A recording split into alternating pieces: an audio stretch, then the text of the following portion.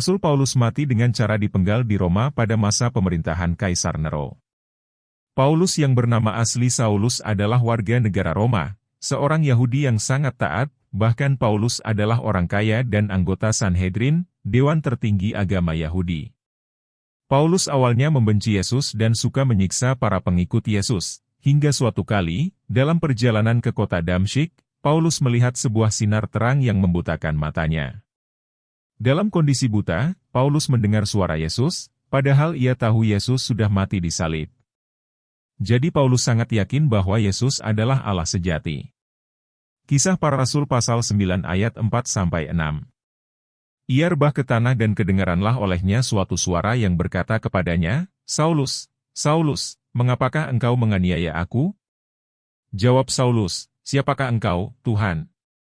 Katanya, "Akulah Yesus yang kau aniaya itu. Tetapi bangunlah dan pergilah ke dalam kota, di sana akan dikatakan kepadamu, apa yang harus kau perbuat." Singkat cerita, Tuhan Yesus memerintahkan Ananias untuk menolong Paulus. Kisah Para Rasul pasal 9 ayat 11-16. Firman Tuhan, "Mari, pergilah ke jalan yang bernama Jalan Lurus, dan carilah di rumah Yudas seorang dari Tarsus yang bernama Saulus. Ia sekarang berdoa, dan dalam suatu penglihatan ia melihat, bahwa seorang yang bernama Ananias masuk ke dalam dan menumpangkan tangannya ke atasnya, supaya ia dapat melihat lagi." Jawab Ananias, "Tuhan, dari banyak orang telah kudengar tentang orang itu, betapa banyaknya kejahatan yang dilakukannya terhadap orang-orang kudus MU di Yerusalem. Dan ia datang kemari dengan kuasa penuh dari imam-imam kepala untuk menangkap semua orang yang memanggil nama MU.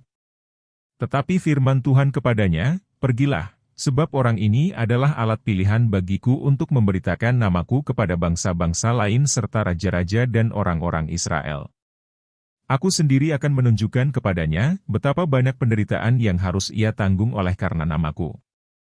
Setelah Paulus sembuh, maka ia menjadi murid Yesus yang paling giat memberitakan Injil.